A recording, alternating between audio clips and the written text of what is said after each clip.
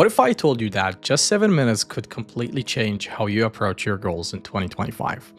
Right now, your brain is being hijacked by endless scrolling. On average, people spend over 2 hours a day on social media. But here's a way to fight back and actually use your phone as a tool for focus. This isn't about willpower. It's about a simple process grounded in research on attention residue from places like UC Berkeley. If you're a freelancer juggling deadlines and distracting apps, this challenge is built for you. By the end of this video, you will have a practical 3-step phone setup and a science-backed method to reset your focus, even when distractions are everywhere. Let's look at why your attention keeps slipping and how a few minutes can make a real difference. Distractions pull your attention in every direction, but here is a reason it feels so hard to snap back into focus. The main culprit is something called attention residue.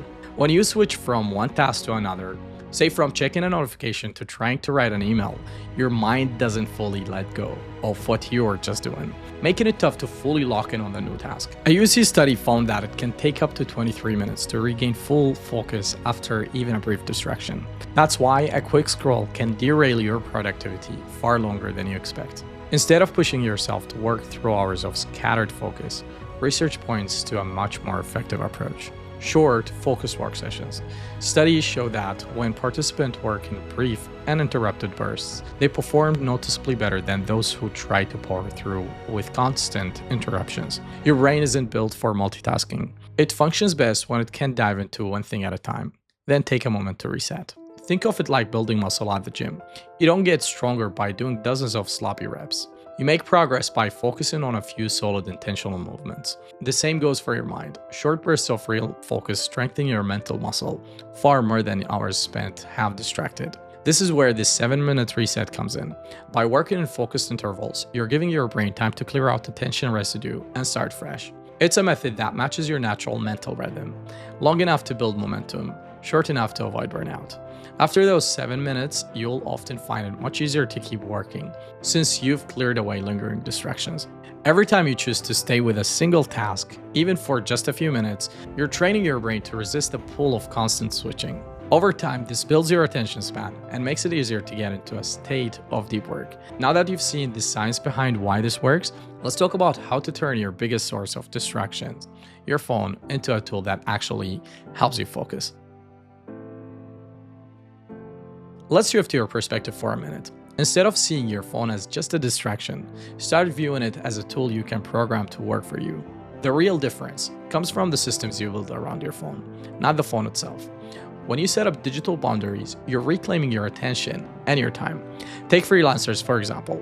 Just like teams that automated repetitive digital tasks and saved thousands of hours, you can save hours each week by setting up simple boundaries on your phone.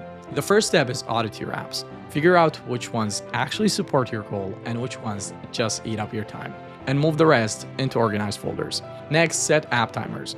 Both iOS and Android let you cap your usage for specific apps. If you intend to lose half an hour every morning to social media, set a limit of 10 minutes. When you hit that cap, the app locks for the day. User reports show that the people who use app timers consistently reduce their screen time by about 20%.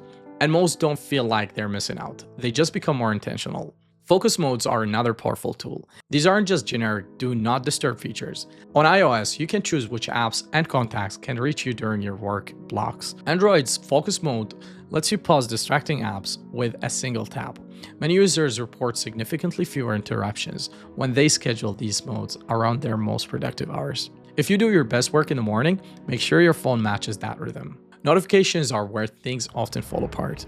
Every alert is designed to grab your attention. Instead of letting them control your day, go into your setting and turn off non-essential notifications. For emails, switch to batch checking. Set a couple of times each day to process messages, rather than reacting to every ping. If you're worried about missing something urgent, allow calls and texts for only key contacts. People who customize notifications this way have reported checking their phones 40% less often. To break the cycle of mindless scrolling, keep your progress simple. Audit your apps, set timers, and redesign your home screen to highlight tools that help you focus. When you move distracting apps off your first page and put calendars or note-taking apps front and center, you're making it easier to stay on track. By redirecting the same design tricks that hook you, you'll be building productive habits instead of scrolling habits. But even with your phone set up for focus, there is another challenge. The world around you is full of distractions. So how do you stay locked in when everyone else is pulling you away? When you look around, it's easy to see how your environment and the people in it shape your ability to focus. Distractions can feel like the default, especially if you're surrounded by chatty coworkers, family members dropping in, or friends who expect instant replies. Even with your phone set up for focus, your workspace and social circles play a huge role in how well you can lock in. Environmental tweaks make a real difference. Research shows that working in a chatting space slows you down. One study found people took 15% longer to finish tasks in messy environments. Keeping your desk clear and your workspace organized isn't just about appearances. It actually frees up mental energy. Lighting matters too. Experts recommend using comfortable, constant lighting and minimizing clutter to help your brain settle into a focused state. You don't need a designer setup. Just a few intentional changes can make it easier to get into deep work. Focus cues are another powerful tool. These are signals to others that you're in the zone and shouldn't be disrupted. It could be as simple as wearing headphones, closing your door, or putting up a do not disturb sign. One example from the research is a writer who put a whiteboard outside her home office. Listing her focus hours, her family learned to check the board before interrupting, which helped cut down on distractions. If you work remotely, use a status update like focus time until 2 p.m. so teammates know not to expect an immediate response. Social influence can either support or undermine your focus.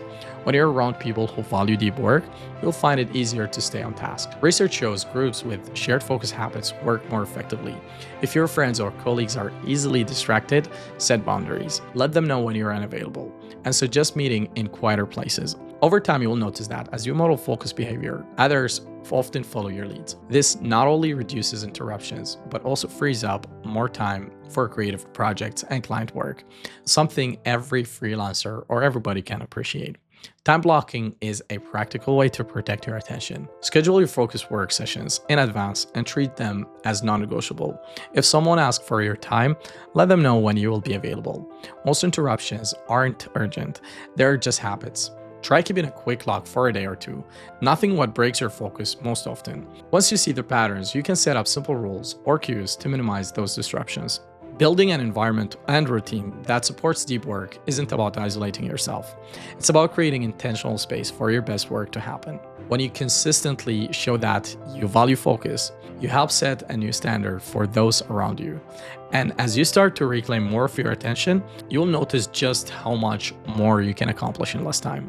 Here's the truth. The 7-minute challenge isn't just about time management. It's about challenging how you use your attention, your phone, your space. Every time you choose to focus for 7 minutes, use your phone's built-in tools and set up clear cues in your environment. You're building habits that add up fast. Start tomorrow, set a timer for 7 minutes, put your phone in focus mode, and clear your workspace. Notice how your brain resists at first, then start to settle in. That's the shift that moves you closer to owning 2025. Drop a comment for your biggest distraction and subscribe for more practical productivity tips. Remember, small steps today lead to real progress by next year.